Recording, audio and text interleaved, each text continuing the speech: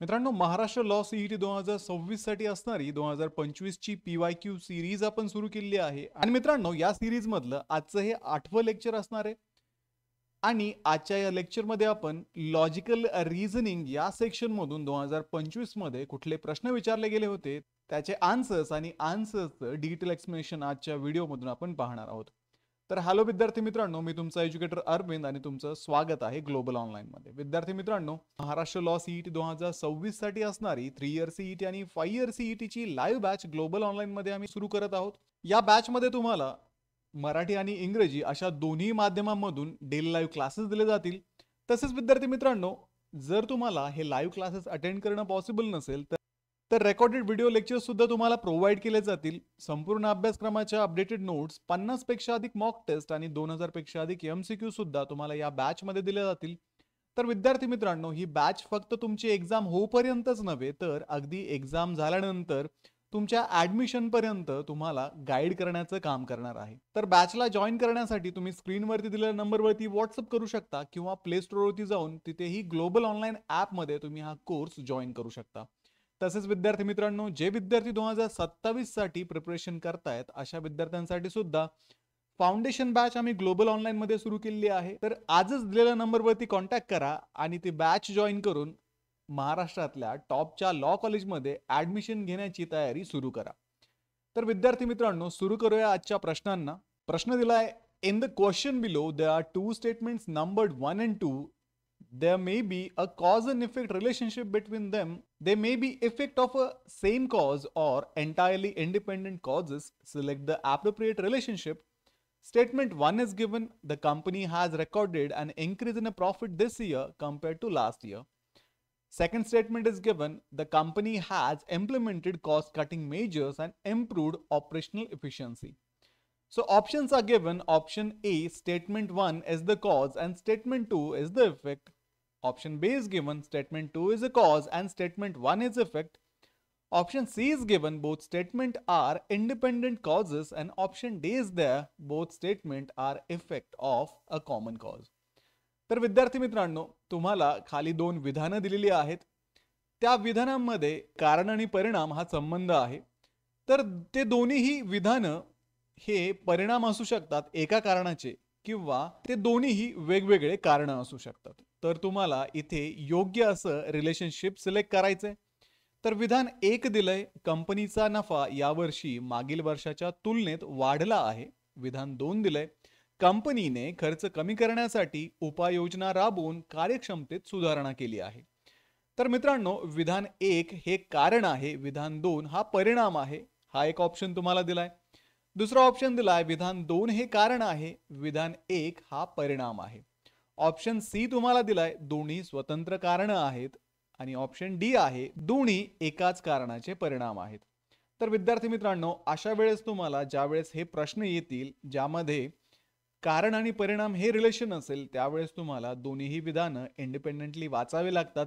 Independently दोन्ही विधानांना समजून घ्यावं लागतं आणि त्यानंतर दोन्ही विधानांमध्ये काही संबंध आहे का ते ओळखावा लागतो.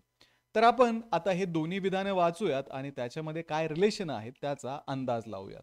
तर विद्यार्थी मित्रांनो, तुम्हाला विधान 1 दिलंय, the company has recorded an increase in a profit this year compare to the last year. कंपनीचा नफा यावर्षी मागील वर्षाच्या तुलनेत वाढला आहे.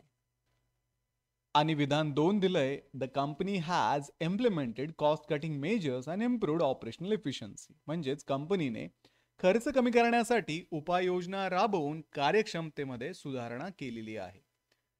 आता विद्यार्थी मित्रांनो, जसं की आपल्याला माहिती आहे, ज्यावेळेस आपण कॉस्ट कटिंग इम्प्लिमेंट करतो आणि ज्यावेळेस ऑपरेशनल एफिशियन्सी आपण वाढवतो, म्हणजेच कंपनीचा खर्च ज्यावेळेस कमी होतो आणि कार्यक्षमतेमध्ये सुधारणा होते, त्यावेळेस कंपनीचा जो परफॉर्मन्स आहे आपोआप सुधारला जातो. आणि ज्या वेळेस कंपनीचा परफॉर्मन्स वाढतो त्यावेळेस त्या कंपनीचं जे प्रॉफिट आहे, कंपनीचा जो नफा आहे, तो वाढण्यासाठी मदत होते. त्यामुळे कंपनीने खर्च कमी करण्यासाठी उपाययोजना ज्या राबवल्या आहेत त्याच्यामुळे कार्यक्षमतेत सुधारणा झाली आहे, हे विधान 2 सांगतंय. आणि त्यामुळेच कंपनीचा नफा यावर्षी मागील वर्षाच्या तुलनेमध्ये वाढला आहे, हे विधान 1 सांगतंय. त्यामुळे विधान 2 हे कारण आहे आणि विधान 1 त्याचा परिणाम आहे. त्यामुळे विद्यार्थी मित्रांनो या प्रश्नाचं योग्य उत्तर असणार आहे option B, statement 2 is a cause and statement 1 is a effect. त्याच्यामुळे विधान 2 हे कारण आहे आणि विधान 1 हा त्याचा परिणाम आहे. ऑप्शन बी इथे योग्य आन्सर असणार आहे. पुढचा प्रश्न पाहूयात. Which of the following word does not belong to the group. खालीलपैकी कोणता शब्द गटातील इतरांपेक्षा भिन्न आहे. तुम्हाला इथे ऑप्शन्स दिलेत. Option A inch, option B litre, option C yard आणि ऑप्शन डी फूट.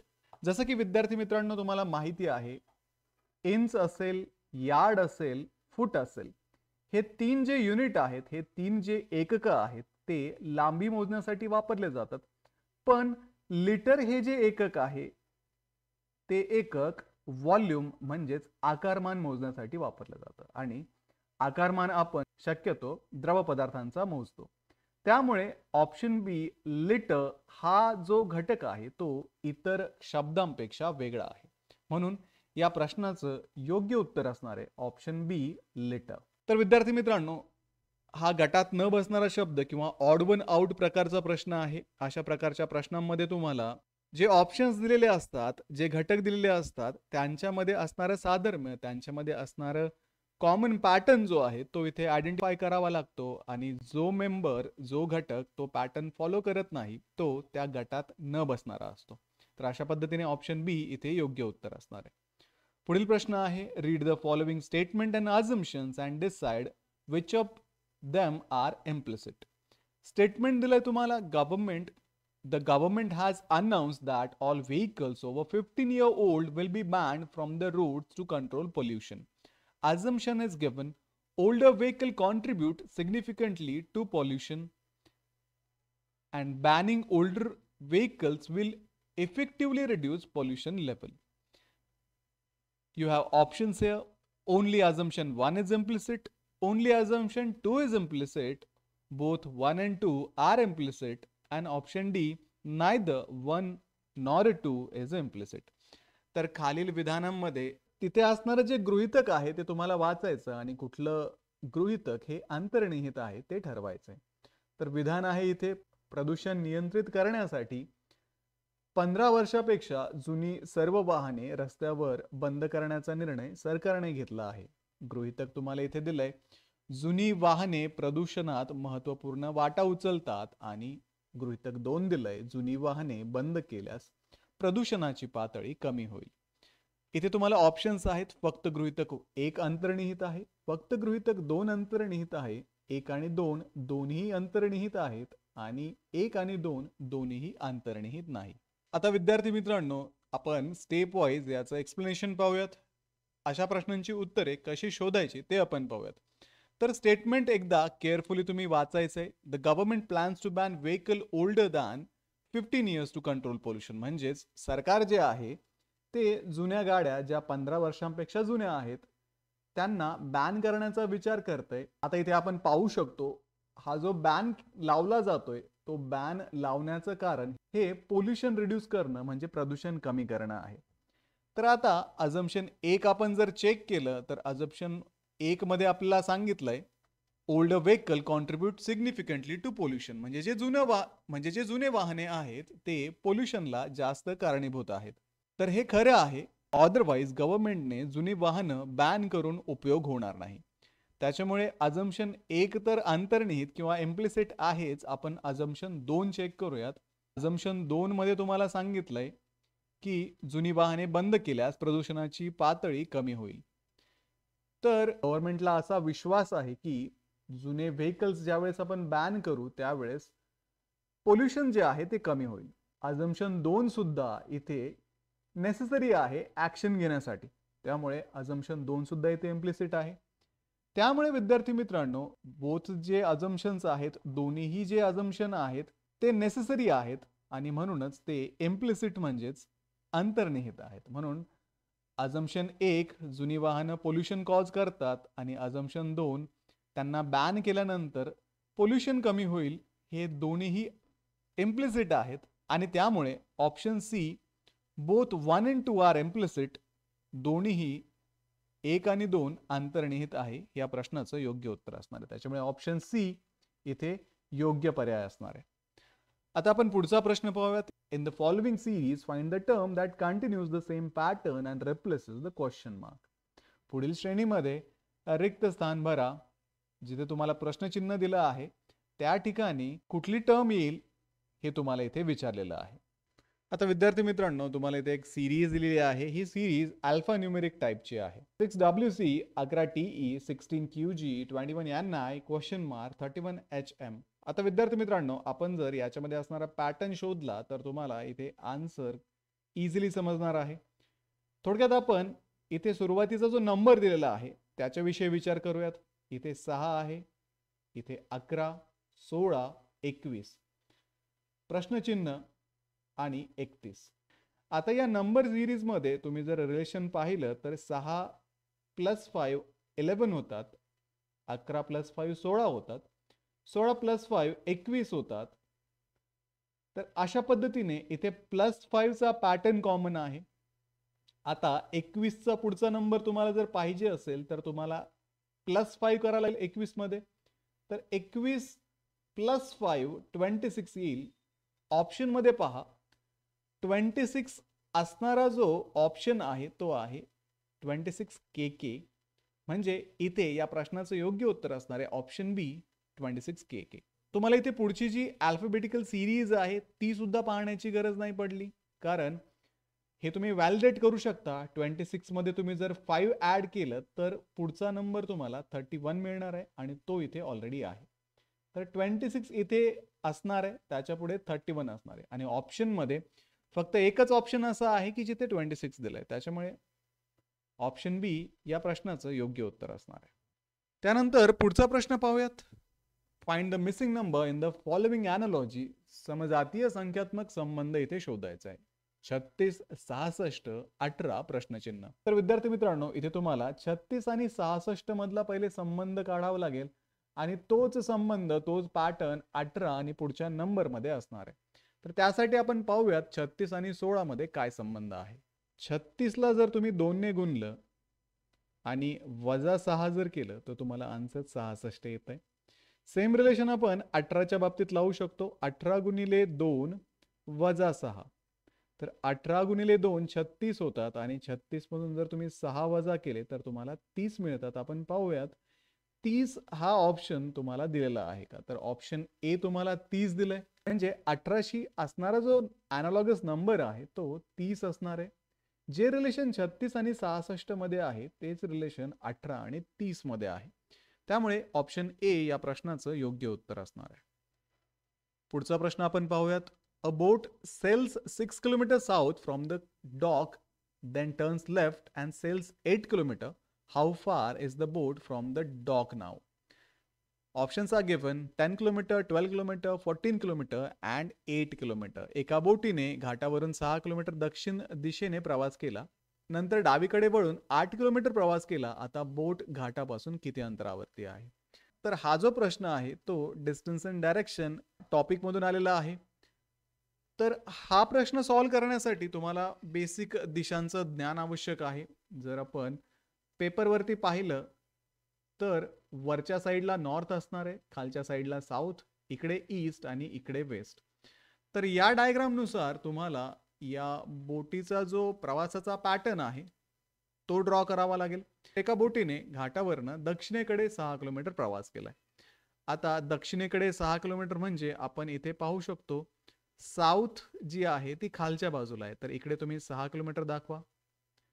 इथे डॉक असणार आहे किंवा इथे घाट असणार आहे. ठीक आहे.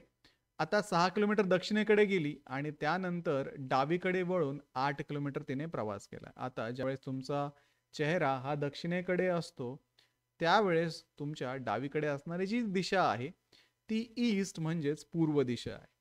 तर तिकडे त्या बोटीने 8 किलोमीटर प्रवास केलाय आणि आता तुम्हाला विचारलंय की त्या डॉक पासून, त्या घाटापासून त्या बोटीचं आता अंतर किती आहे. तर हे तुम्ही सिम्पली पायथागोरसच्या थेरम नुसार काढू शकता. तर पायथागोरसचा थेरम तुम्हाला इथे अप्लाय करायचा आहे, कारण हा राईट अँगल ट्रायंगल किंवा काटकोन त्रिकोण इथे बनलेला आहे. तर मग आपण याला ABC ट्रायंगल म्हणूयात. तर AC ची लांबी तुम्हाला काढायची आहे. AC square is equal to AB square plus BC square. आणि AC साठी तुम्ही काय करणार, अंडर रूट घेणार AB square plus BC square. आता विद्यार्थी मित्रांनो, तुम्हाला ऑलरेडी AB आणि BC ची लांबी दिलेली आहे. AB 6 किलोमीटर आहे आणि BC 8 किलोमीटर आहे. त्याच्यामुळे 6चा वर्ग अधिक 8चा वर्ग दोन्ही वर्गमुळात. आता 6चा वर्ग 36 आहे, 8चा वर्ग 64 आहे. तर याची बेरीज जर तुम्ही केली तर 100 तुम्हाला इथे त्याची बेरीज मिळेल आणि 100चं तुम्हाला वर्गमूळ घ्यावं लागेल, ते असेल 10. तर एसीची जी लांबी आहे म्हणजे बोटीचं डॉकपासून किंवा घाटापासून जे अंतर आहे ते 10 किलोमीटर आहे. त्यामुळे ऑप्शन ए 10 किलोमीटर किंवा 10 किलोमीटर या प्रश्नाचं योग्य उत्तर असणार आहे. ठीक आहे विद्यार्थी मित्रांनो, अशा पद्धतीने तुम्ही हे जे पॅटर्न दिलेले असतात, हा जो प्रवासाचा मार्ग दिलेला असतो, तो रफ पेपरवरती ड्रॉ करून सुद्धा याचा आन्सर इझिली काढू शकता. हे होते महाराष्ट्र लॉ सीईटी 2025 मधील लॉजिकल अँड अनालिटिकल रिझनिंग या सेक्शन मधील काही महत्वाचे PYQ. उर्वरित PYQ आपण पुढच्या लेक्चरमध्ये पाहणार आहोतच. आणि सोबतच विद्यार्थी मित्रांनो, ग्लोबल ऑनलाईन पब्लिकेशनचं 5 इयर सीईटी, 3 इयर सीईटी आणि क्लॅटसाठी असणारं जे बुक आहे ते पब्लिश झालेलं आहे आणि Amazonवरती आता अवेलेबल आहे. या बुकमध्ये तुम्हाला कंप्लीट सिलेबस मिळणार आहे, सोबतच चॅप्टर वाईज एक्सप्लेनेशन याच्यामध्ये आहे. टॉपिक वाईज तुम्हाला प्रॅक्टिस क्वेश्चन इथे दिलेले असतील, प्रिव्हियस इयरचे पेपर आणि मॉडेल क्वेश्चन पेपर सुद्धा इथे अवेलेबल असतील. तसेच विद्यार्थी मित्रांनो, या बुकमध्ये तुम्हाला टिप्स आणि ट्रिक्स सुद्धा दिले आहेत क्विक रिव्हिजनसाठी आणि इझिली प्रश्न सॉल्व्ह करण्यासाठी. तर हे इंग्रजी माध्यमाचं पुस्तक असणार आहे. मराठी माध्यमाचं जे पुस्तक आहे ते नवीन पॅटर्ननुसार अपडेट होत आहे. लवकरच ते सुद्धा तुम्हाला परचेससाठी अवेलेबल होईल. तर बुक ऑर्डर करण्यासाठी डिस्क्रिप्शनमध्ये Amazonची लिंक मी देत आहे. तर त्या लिंकवरती जाऊन तुम्ही आजच हे बुक ऑर्डर करा आणि आपल्या एक्झामचं प्रिपरेशन सुरू करा. व्हिडिओला लाईक करा, तुमच्या मित्रांना हा व्हिडिओ शेअर करा. भेटूया पुढच्या व्हिडिओमध्ये. तोपर्यंत एक्झामचं प्रिपरेशन करत राहा. थँक्यू.